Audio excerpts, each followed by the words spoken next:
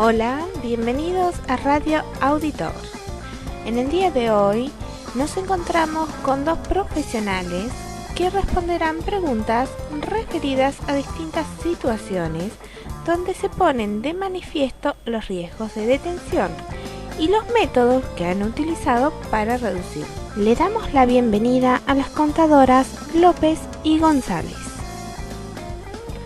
Buenas tardes. Como ya comenté anteriormente, hoy estamos aquí para hablar una vez más sobre los riesgos en auditoría. El tema que tocaremos hoy es el de riesgo de detención. Así que si les parece, comencemos con las preguntas. Bien, comencemos con la primera pregunta. ¿Qué circunstancias consideran que potencian el riesgo de detención? Doctora López, por favor, comience usted. Bueno, para comenzar habría que explicar que este tipo de riesgo de detección, es el riesgo de que los procedimientos de auditoría no lleguen a descubrir errores o irregularidades significativas en el caso de que existieran. Los factores o circunstancias que estarían determinando este riesgo se relacionan a, por ejemplo, no examinar toda la evidencia disponible, a la ineficacia de un procedimiento de auditoría aplicado, también y por supuesto a una aplicación inadecuada de los procedimientos de auditoría o a la evaluación incorrecta de los hallazgos, incluyendo el riesgo de presunciones erróneas y conclusiones equivocadas, y a problemas en la definición del alcance u oportunidad en un procedimiento de auditoría. ¿Y usted qué opina, doctora González? Bueno, para comenzar, el riesgo de detención es el único riesgo del que tenemos control nosotros los auditores. Por eso, que se potencie o se reduzca el riesgo muchas veces depende de nosotros. Por lo tanto, creo que hay varias cuestiones con las que tenemos que tener cuidado para que este tipo de riesgo no aumente. Por ejemplo, cuando tengo que revisar los inventarios, siempre busco asesoramiento necesario para poder realizar una correcta evaluación, ya que siempre hay actividades en las que uno no se encuentra familiarizado. Y si no se toma la precaución de asesorarse correctamente, se estaría aumentando el riesgo de detención, ya que se pueden pasar por alto con más facilidad algunas cuestiones importantes si uno no tiene el conocimiento específico. Bueno, continuemos con la siguiente pregunta. ¿Qué medidas toman para minimizar el riesgo de detención en esas situaciones? En primer lugar, creo que un pilar fundamental para minimizar los riesgos de detención es realizar un adecuado estudio del ente a auditar. Un estudio incompleto puede llevar a que se pasen por alto aspectos importantes. Determinar las operaciones clave es imprescindible para realizar una buena planificación.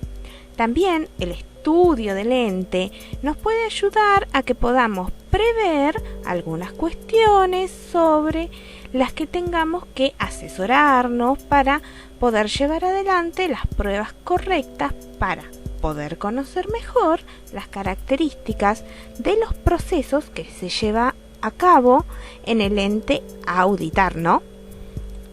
Variando la naturaleza, oportunidad y alcance de los procedimientos de auditoría, podemos alterar el riesgo de detección y, en última instancia, el riesgo de auditoría. Es necesario tener en cuenta que cuanto más alto sea el riesgo inherente y de control, riesgos que se encuentran fuera del control del auditor, de acuerdo con nuestra evaluación, mayor será la satisfacción de auditoría requerida para reducir el riesgo de detección a un nivel aceptable. Lo más importante considero que se encuentra dentro de la etapa de planificación de la auditoría, permitiendo detectar los factores que producen el riesgo. Son estos factores los que constituyen las diversas situaciones individuales que actúan en la determinación de su nivel.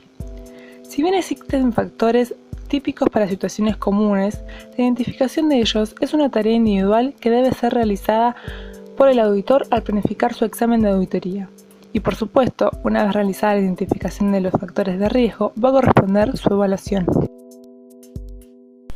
Bueno, ya que tocamos el tema de la planificación, les preguntaré, ¿cuáles son las consecuencias de una mala planificación de la auditoría? En primer lugar, afectará la evaluación referida a la auditoría en su conjunto, es decir, dará lugar al riesgo global de que existan errores o irregularidades no detectados por los procedimientos de auditoría, y que en definitiva llevan a emitir una opinión de auditoría incorrecta. Por otro lado, se verá reflejado en la evaluación del riesgo de auditoría específico para cada componente de los estados financieros en particular.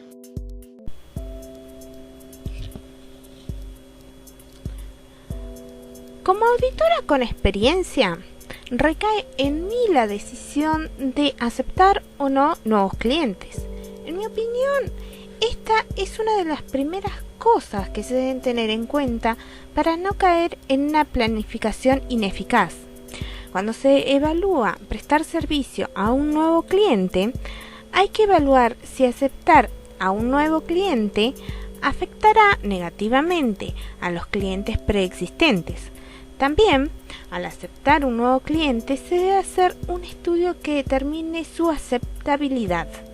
Hay ciertos factores que pueden determinar que es riesgoso aceptar a algún cliente, como por ejemplo un cliente proveniente de un nuevo negocio que ha crecido rápidamente, ya que estos negocios pueden fallar financieramente y esto nos expone a nosotros a asumir un riesgo potencialmente alto.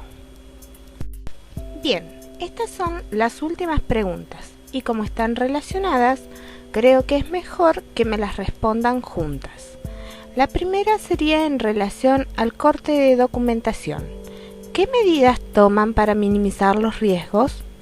La segunda es, ¿cuál importante es la definición precisa del alcance para evitar este tipo de riesgo?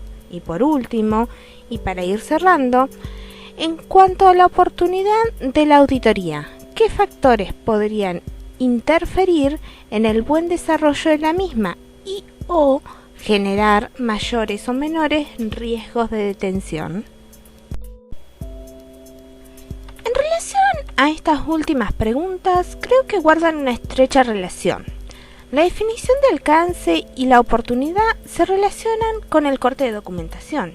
Cuando nos referimos al alcance, lo hacemos en dos sentidos. Por un lado, al alcance temporal, que se refiere al rango de tiempo a auditar, que puede ser un ejercicio o varios. Y al alcance en relación con la extensión del examen, es decir, si se van a examinar todos los estados financieros en su totalidad, alguno de ellos o alguna parte de ellos. Esto va a determinar el corte de documentación a llevarse a cabo. En cuanto a la oportunidad, creo que es importante destacar que siempre es mejor comenzar con la auditoría antes de que se cierren los estados contables para poder determinar el nivel de riesgo, cómo funciona el sistema de control y si este es confiable, entre otras cosas. Cuando se comienza una auditoría después del cierre de ejercicio, siempre se van a encontrar ciertas limitaciones que pueden afectar el informe. Claro, que esto no quiere decir que no se pueda realizar una buena auditoría aún después del cierre del ejercicio.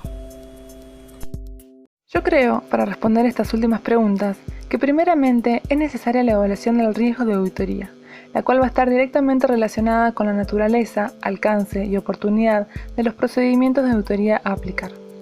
Una vez evaluados los riesgos de detección, pero así también los riesgos inherentes y de control, y conocido el riesgo de auditoría, es a partir de donde debemos evaluar varias combinaciones de procedimientos y ver así cuál es el conjunto de factores o medidas más eficientes o de mayor importancia que logre satisfacer los objetivos para cada una de las cuestiones. Es decir, y a modo de ejemplo, dentro del riesgo de detección, la definición de bajo implica que podemos aceptar solo un riesgo mínimo al diseñar nuestras pruebas sustantivas y por lo tanto, nuestras pruebas sustantivas deberán ser sobre la fecha de cierre del ejercicio a auditar y de un alcance extenso. En contraste, alto significa que podemos aceptar un riesgo mayor, con tamaños de muestras más pequeños, alcances menos extensos y modificando la oportunidad de algunos procedimientos. Es por ello que sostengo que de la evaluación de los niveles de riesgo depende la cantidad y calidad de la satisfacción de auditoría necesaria. Bueno, siempre es un placer tratar estos temas con ustedes. Muchas gracias por venir hoy y compartir un poco de sus conocimientos y sus experiencias. Nos despedimos hasta la próxima, aquí en Radio Auditor.